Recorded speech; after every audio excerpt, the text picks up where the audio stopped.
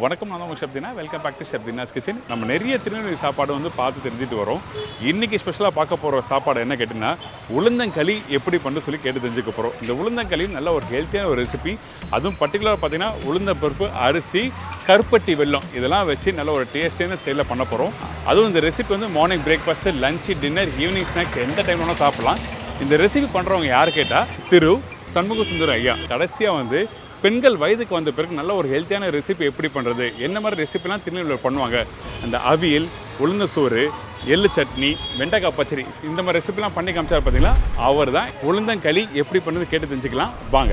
ஐயா, நம்ம இன்றைக்கி நான் பார்க்க போகிறது உளுந்தங்களி சொன்னீங்கல்ல. ஆமாய்யா. இந்த உளுந்தங்களி சாப்பிட்டா உடம்புக்கு என்ன மாதிரிலாம் பலன் கிடைக்கும்? உடம்புக்கு ஆரோக்கியமாக இருக்கும், தொடர்ந்து இருக்கும், குளிர்ச்சியாகவும் இருக்கும். ஓகே, இந்த உளுந்தங்களி எப்போலாம் சாப்பிட்டா நல்லது? அது காலையில் சாப்பிட்றது நல்லா. காலைல சாப்பிடும்போது வந்து இதோட வேற எதனா குழம்புனா ஊற்றி சாப்பிட்டா நல்லதா? அது எதுவுமே எடுக்காது, நல்லெண்ணெய் ஊற்றி சாப்பிடும். வெறும் நல்லெண்ணெய்.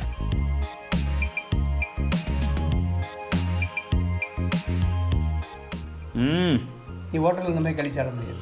ஆமாம், ஏன்னா ஒரிஜினலாக போட மாட்டான், கருப்பி போட மாட்டான். ஆமாம், மிக்சிங் பண்ணுறாங்க. ஆமாம், சூப்பராக இருக்குது. ஸோ முக்கியமாக வந்து நம்மளோட சூடு வந்து தணிக்கிறதுக்கு வந்து இது சாப்பிட்லாம். அதெல்லாம் நல்லா ஸ்ட்ரென்த் இருக்கும், வலிமையான உடம்பு இருக்கும். இன்றைக்கி இருக்க ஜென்ரேஷனில் நம்ம நிறைய ஃபுட்டு சாப்பிடும் போது இந்த மாதிரி ஹெல்த்தியான ஃபுட்டு சாப்பிட்றது ரொம்ப நல்லது. சுகர் வராது, சுகருக்கு பிரச்சனை கிடையாது. முக்கியமான விஷயம் பார்த்தீங்களா?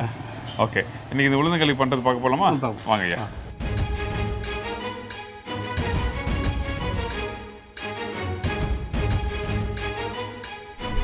வணக்கம் ஐயா. நல்லா இருக்கீங்களா ஐயா? நல்லா இருக்கேன். நீங்கள் எப்படி இருக்கீங்க? நல்லா இருக்கேன்.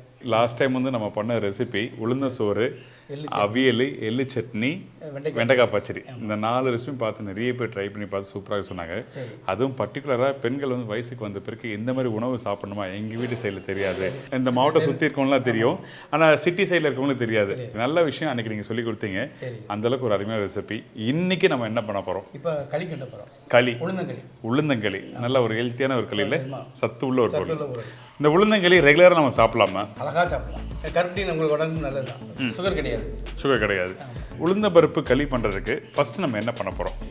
கடாய் சட்டி வச்சு தண்ணி ஊற்றணும். 1 கப்பு மாவுக்கு 1 கப்பு தண்ணி ஊற்றி கருப்பட்டி போட்டு காய்ச்சி கருப்பட்டியை 2 மட்டும் வடிகட்டணும். ஏன்னா அதில் மண் இருக்கும். அது பிறகு கொதிக்க வச்சு குறைக்கண்டி 2 இல்லை எண்ணெய் நல்லா வெந்த உடனே நல்லெண்ணெய், ஃபுல்லாக நல்லெண்ணெய் தான். இந்த களிக்கு கிண்டும் போது அந்த கட்டை வச்சு கிண்டுவோம்னு சொல்லுவாங்க. அப்படி துடுப்பு அது எப்படி அப்படி பண்ண போகிறோமா? எப்படி கரண்டியை வச்சு பண்ண போகிறோம்?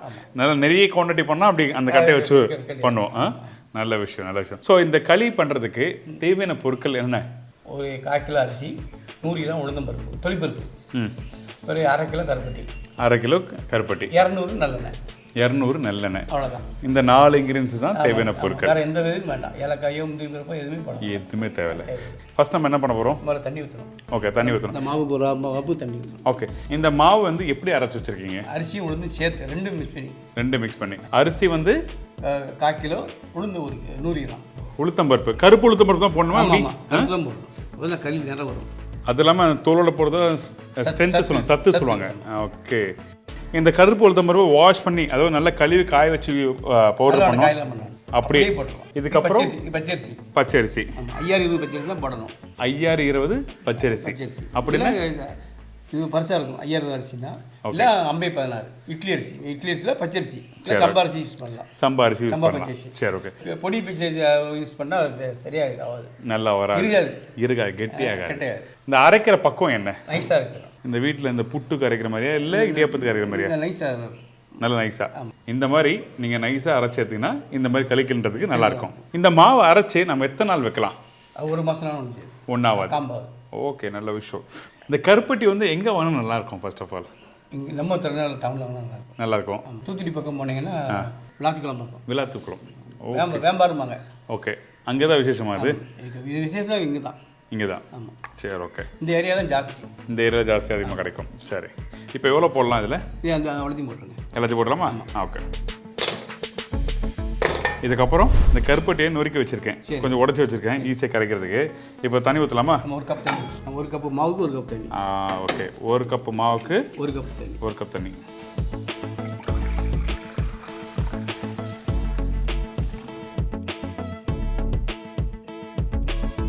இதில் தண்ணி ஊற்றிருக்கோம்ல, ஊற்றின பிறகு சும்மா கரைஞ்சா போதுமா இல்லை கொதிக்கணும், கொதிச்சு கரையணும் நல்லா. இதில் ஒரு கம்பி பதம் 2 கம்பி பதம் பாகு அப்படிலாம் எதுவுமே இல்லை. இப்போ நல்லா கொதிச்சிருக்கீங்க. கொதிச்ச பிறகு வடிகட்ட ஆரம்பிக்கிறோமா? நறுநறுன்னு இருக்குது கடையில் தேய்க்கும் போது. இந்த பாருங்கள். ஓகே, கண்டிப்பாக கருப்பட்டி நீங்கள் வீட்டில் வாங்கின பிறகு நீங்கள் வடிகட்டி ஆகணும். கருப்பட்டி வச்சு வேறு என்ன மாதிரிலாம் பண்ணலாம்? அல்வா கருப்பட்டியில் சரி, அடுத்த ஜாங்கிரி போடுறாங்க. அடுத்த குழந்தை பிறந்தவங்களுக்கு களி கிண்டி கொடுப்பாங்க. களி, சுக்கு களிக்கு. ஓ, நல்ல இல்லாமல் போட முடியாது. ஓகே. ஸோ இந்த மாதிரிலாம் நிறைய மருத்துவ குணம் இருக்குது. இந்த மாதிரி கருப்பட்டி வச்சு நீங்கள் வீட்டில் ட்ரை பண்ணும்போது கண்டிப்பாக ட்ரை பண்ணி பார்க்கலாம். நீங்கள் கருப்பட்டி வந்து வடிகட்டி முடிச்ச பிறகு பார்த்தீங்கன்னா இந்த மாதிரி கருப்பாக இருக்கும். இந்த மாதிரி வடிகட்டி யூஸ் பண்ணுங்கள், ரொம்ப நல்லது. ஸோ இந்த கருப்பட்டி வந்து இந்த மாதிரி கொதிக்க வச்சு எடுத்து வச்சா கெட்டு போகுமா? கெட்டு போகாதா? கெட்டு போகும். எப்போ வேணால் யூஸ் பண்ணிக்கலாம். இப்போ ரெடியாக இதில் ஊற்றிடலாமா ஐயா? ஓகே. கொதிக்கணும், மாவு போட்டு கிண்டணும். ஓகே, நல்லா கொதிக்கணும். ஓகே, நல்லா கொதிச்ச பிறகு இந்த மாவை போட்டு நம்ம அப்படியே கிண்ட வேண்டியதான். இந்த மாதிரி களி வீட்டில் பண்ணும்போது உப்பு போடுவாங்களா? போட மாட்டாங்க. நிறைய வகையான களிலாம் இருக்குது. ஆனால் சாப்பிட்டா அன்றாட ஒரு நாளைக்கு ஒரு களி சாப்பிட்டாலே உடம்புக்கு நல்லது. இந்த களி உடம்புக்கு ரொம்ப நல்லது, ரொம்ப குளிர்ச்சியாக இருக்கும். இந்த மாதிரி கொதிச்சு வரணும். அதுக்கு பிறகு தான் அரிசி மாவு அரைச்சி வச்சிருக்க இந்த மாவை இதில் போட்டுரும். எல்லாத்தையும் ஒரே டைமில் போடணுமா இல்லை கொஞ்சம் கொஞ்சமாக போட்டுருவோம்? ஒரு ஆள் மாவு போடணும், ஒரு ஆள் கிண்டணும். அப்போ தான் ஈஸியாக இருக்கும். இது எவ்வளோ நேரம் ஆகும் இந்த மிக்ஸ் பண்ணி எடுக்க? 10 நிமிஷம், 1/4 மணி நேரம்.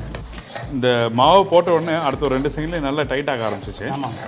மிக்ஸ் பண்ண கொஞ்சம் ஸ்மூத்தாக ஆரம்பிச்சிடும். அதாவது இந்த மாதிரி வர ஆரம்பிச்சிடும்.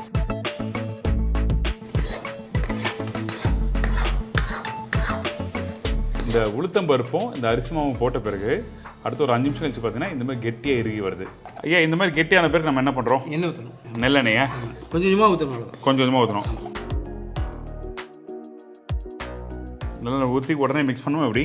ஆமாம். நீங்கள் டெய்லி மிக்ஸ் பண்ணியிருப்பீங்க, நிறைய வாட்டி ட்ரை பண்ணியிருப்பீங்க. நான் மிக்ஸ் பண்ணுறேன். இந்த மாதிரி அல்வா மாதிரி உருண்டு வருது. அந்த எண்ணெய் நல்லா அப்சர்வ் பண்ண ஆரம்பிச்சிச்சு, நல்லா இழுக்க ஆரம்பிச்சிச்சு.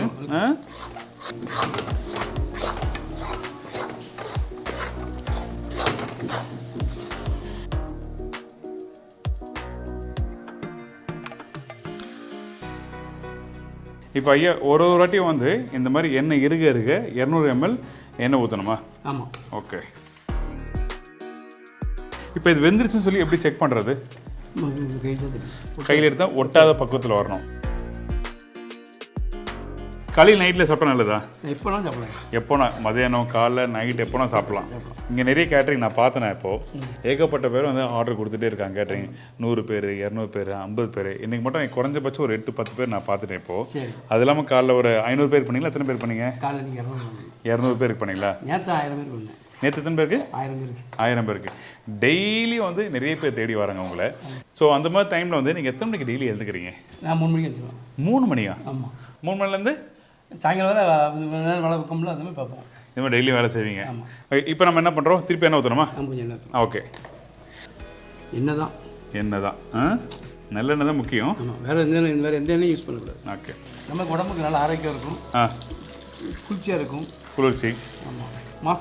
வாரந்தோறும் எண்ணெய் தேய்ச்சி குளிப்பாங்க. அந்த மாதிரிக்கு உடம்புக்கு நல்லது. சூடான உடம்புக்கு வந்து எண்ணெய் தேய்ச்சி குளிப்பாங்க. சித்தா ஹாஸ்பிட்டலில் நல்லெண்ணெய் தான் அந்த எல்லாமே மருந்து பொருள் இருக்கும். ஓ, அப்படியா?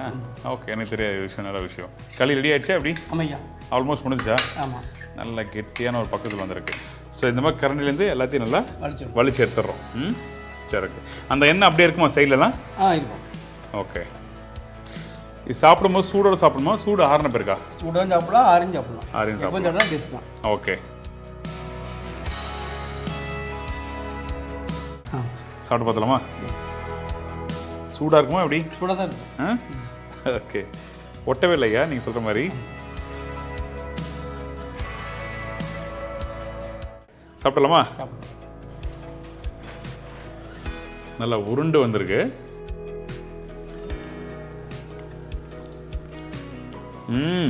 நீ ஹோட்டலில் இந்த மாதிரி களி சாப்பிட முடியாது.